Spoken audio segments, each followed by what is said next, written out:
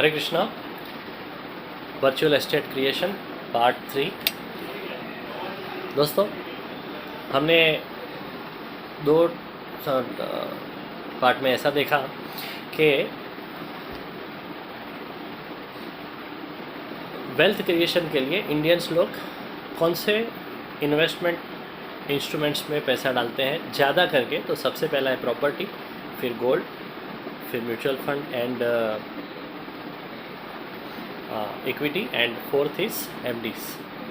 ज़्यादा से ज़्यादा ये 4 एसेट्स में पैसा इन्वेस्टमेंट करते हैं। मगर सबसे ज़्यादा पॉपुलर कौन सा है? तो है रियल एस्टेट।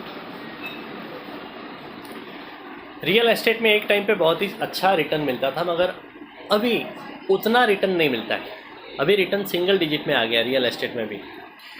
और इसमें उसके अलावा at the time of buying and at the time of liquidation यानी कि सेलिंग बहुत सारे चैलेंजेस आते हैं। उसके बारे में हमने ये 2 सेशन में बात की, 2 पार्ट्स में।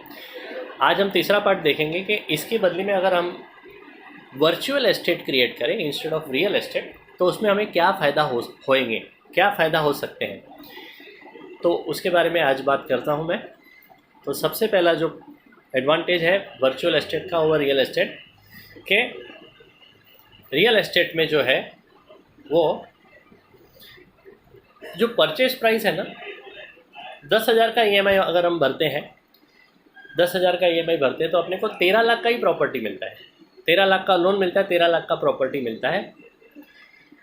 तो सामने अपने को वर्चुअल एस्टेट में 10,000 की EMI के सामने सीधा 20 लाख का पॉलिसी मिलता है। Virtual estate means life insurance policy. तो 20 लाख का सीधा पॉलिसी मिल जाता है अपने को। दूसरा फ़ायदा क्या है कि ये जो है उसकी वजह से क्या है कि जो मैच्योरिटी होगी रियल एस्टेट में 13 लाख का जो प्रॉपर्टी है उसका 3 गुना भी होता है ना तो भी 39 लाख होगा, मगर वो भी गारंटेड नहीं होगा। हो भी सकता है, नहीं भी हो सकता है। मगर इन LIC that is in virtual property सीधा 20 लाख का प्रॉपर्टी मिला अपने को, 20 लाख का पॉलिसी मिला तो उसका डबल गारंटेड होगा, 40 लाख हो ही जाएगा। तो ये दूसरा फ़ायदा है। तीसरा बेनिफिट, रियल एस्टेट को सेल करते वक्त वो टैक्सेबल हो जाएगा, उसके ऊपर long term capital gain tax लगेगा। और जिसको हमें अवॉइड करना है तो दूसरा प्रॉपर्टी लेना पड़ेगा, या तो कोई long term capital gain capital वाला बॉन्ड लेना पड़ेगा, लॉन्ग टर्म कैपिटल बॉन्ड लेना पड़ेगा। उसका रेट ऑफ इंटरेस्ट बहुत ही कम होता है। मगर सामने वर्चुअल प्रॉपर्टी में कोई भी टैक्स नहीं लगेगा अगर वो प्रीमियम 5 लाख के अंदर है। यहाँ पे हम 10,000 की बात कर रहे हैं तो यहाँ पे कोई टैक्स नहीं लगेगा at the time of maturity. तो यह है दूसरा बेनिफिट। तीसरा बेनिफिट है बायर ढूंढना पड़ेगा। रियल एस्टेट में बायर ढूंढना पड़ेगा। हमें प्रॉपर्टी बेचनी है तो बायर तो चाहिए सामने, मगर इन वर्चुअल एस्टेट कोई बायर ढूंढने की ज़रूरत नहीं है। LIC हमें मैच्योरिटी दे देगी, अपने खाते में आ जाएगी, राइट। तो ये तीसरा बेनिफिट है। वहाँ पे बायर कभी कभी नहीं भी मिलता है, या तो अपने प्राइस में नहीं मिलता है। यहाँ पे तो एक गारंटेड मैच्योरिटी अपने को आ जाएगी वर्चुअल एस्टेट में। तो ये तीसरा फ़ायदा है। चौथा फ़ायदा क्या होता है? मैंने 4 फ़ायदे बता दिए। सबसे पहला फ़ायदा मैंने बताया कि परचेस प्राइस ज़्यादा है। दूसरा, मैच्योरिटी भी गारंटेड मिलेगा। तीसरा, टैक्सेशन रियल एस्टेट में लगेगा, यहाँ पे वर्चुअल एस्टेट में नहीं लगेगा। चौथा बेनिफिट है आपको बायर ढूंढना पड़ेगा रियल एस्टेट में, यहाँ पे वर्चुअल एस्टेट में बायर ढूंढने की ज़रूरत ही नहीं है। तो 4 फ़ायदे मैंने बता दिए।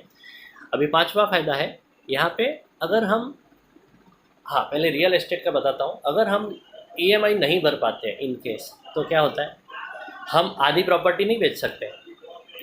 मगर इन वर्चुअल एस्टेट हम अगर EMI नहीं भर सके तो वहाँ पे हम स्टॉप कर सकते हैं, हमें लॉस नहीं होगा।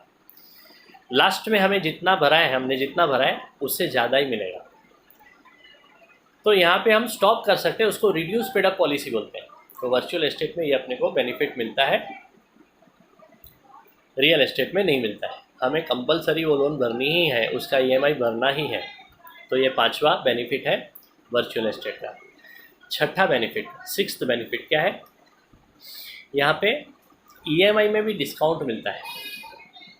फॉर एग्ज़ाम्पल हम अगर जीवन लाभ एलआईसी का जीवन लाभ पॉलिसी है उसमें अगर इन्वेस्टमेंट करते हैं तो पॉलिसी 21 साल का है मगर हमें सिर्फ 15 साल ही भरना है, तो हमें यहाँ पे 6 साल का डिस्काउंट मिल गया इन ईएमआईस। तो वैसा कोई ईएमआई का फ़ायदा रियल एस्टेट में नहीं मिलता है, पूरा हमें पैसा भरना ही पड़ता है, पूरे टर्म तक भरना ही पड़ता है। तो ये है 5th बेनिफिट।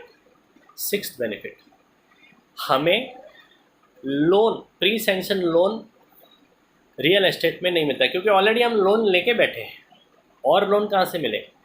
मगर यहाँ पे कभी ज़रूरत पड़ गई इन वर्चुअल एस्टेट तो हम प्री सैंक्शन लोन मिल सकता है जहाँ पे कोई डॉक्यूमेंट्स भी हमें नहीं देना है, कोई आईटीआर भी नहीं देना है, राइट। तो ये है 6th बेनिफिट दोस्तों। तो ये सारे बेनिफिट्स मैंने आज बताए, बाकी भी बहुत सारे बेनिफिट्स हैं जिसके बारे में मैं कल बात करूँगा। तो तब तक के लिए धन्यवाद। हरे कृष्णा, शुभ रात्रि।